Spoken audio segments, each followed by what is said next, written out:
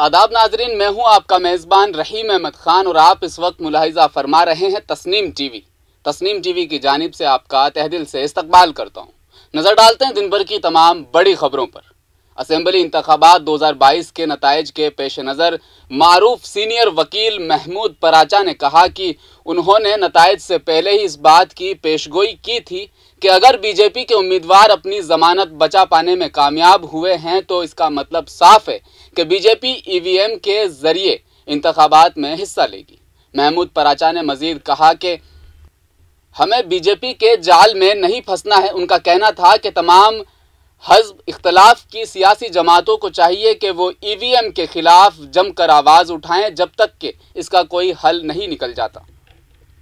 उत्तर प्रदेश में 2017 assembly election में 36% अराकीन assembly ने अपने ऊपर मुजरिमाना मामले दर्ज होने का एतराफ़ किया था, जिसमें इस बार 15% का इजाफा हुआ है, जबकि इस बार मुंतखब होने वाले अराकीन में 80% करोड़पति हैं।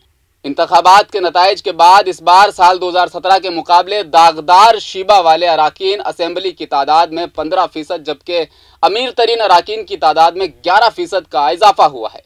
Election watch association for democratic reform ने असेंबली इंतखाबात में सभी 403 उम्मीदवारों के हलफनामों के जायजे के बुनियाद पर यह नतीजा निकाला है, जिसके मुताबिक 205 अराकीन असेंबली यानी 51% उम्मीदवारों ने अपने ऊपर मुजरिमाना मामले दर्ज होने का एतराफ़ किया है, जबकि 2017 में यह तादाद 143 यानी 36% थी।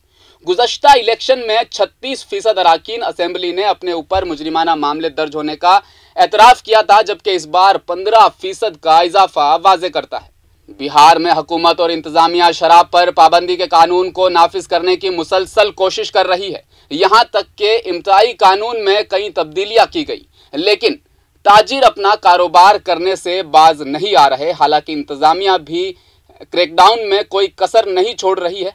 इस होली के त्यौहार के हवाले से इंतजामिया पूरी तरह चौकस नजर आ रही है। इस सिलसिले में इतला की रोशनी में कार्रवाई करते हुए साठी पुलिस ने शराब का एक कारोबारी जो नेपाल से शराब के साथ गिरफ्तार किया गया है, उसे गिरफ्तार कर लिया है। गिरफ्तार ताजिर की शिनाख्त रामविलास प्रसाद उर्फ भोलाई शाह के तौर पर की गई है। खबर करौली से है, जहां टोडा भीम इलाके के government higher secondary school Manoj में सालाना तकरीब और तकसीम इनामात की तकरीब का प्रोग्राम मुनक्किद किया गया। स्कूल के तलबा ने भक्त गीत के साथ ड्रामा, एक्टिंग समेत कई खूबसूरत रक्स पेश किए। सालाना तकरीब में भामाशाह त्योहार की तकरीब में कई ऐलानात भी किए। प्रोग्राम की सदारत स्कूल के प्रिंसिपल शिवराम मीना ने की। प्रिंसिपल ने बताया कि मेहमान खुसूसी प्रिंसिपल कल्पना मीना थी। मेहमान खुसूसी TR मीना, सरपंच रोशन कुमार समेत कई गाँव वाले उस वक्त वहाँ मौजूद थे। आप सभी का बहुत बहुत आभार, तहे दिल से शुक्रिया, आभार साधुवाद। एक बार फिर मैं आप सभी को अभिनंदन, आभार, साधुवाद। अब कार्यक्रम की विसर्जन। राजस्थान हुकूमत की जानिब से सियाहत को सनअत का दर्जा देने के बजट के ऐलान को लागू करने के मुतालबे के साथ साथ हुकूमत को इस ऐलान का फ़ायदा अब तक नहीं मिला। तमाम होटलों को देना चाहिए था, लेकिन अब तक नहीं मिला। होटलों के कारोबारों से वाबस्ता तंजीमों का ख्याल है कि होटल होने का सबूत कोई भी लाइसेंस जैसे लेबर लाइसेंस, फूड लाइसेंस या म्यूनसिपल लाइसेंस होटल होने की बुनियाद होनी चाहिए, क्योंकि ये तीनों सरकारी लाइसेंस है। अगर कोई उसूल बनाना है तो मुस्तकबिल में जो होटल बनाए जाएंगे वो हुकूमत बना सकती है, लेकिन अब तक बनाए गए तमाम होटलों को सनअत के ज़ुमरे में लिया जाना चाहिए ताकि होटल में दस्तयाब तमाम फ़वाइद मिल सके। ये कहना है जयपुर के होटल एसोसिएशन के सीनियर नायब सदर हुसैन खान का।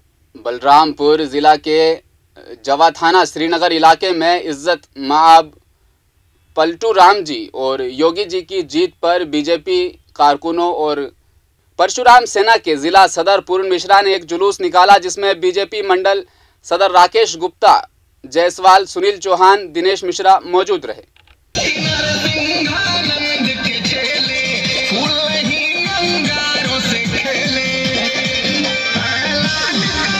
बुलेटिन में फिलहाल इतना ही। मुझे दीजिए इजाज़त। आप देखते रहिए तस्नीम टीवी। अपना ख्याल रखिएगा। अल्लाह हाफिज़।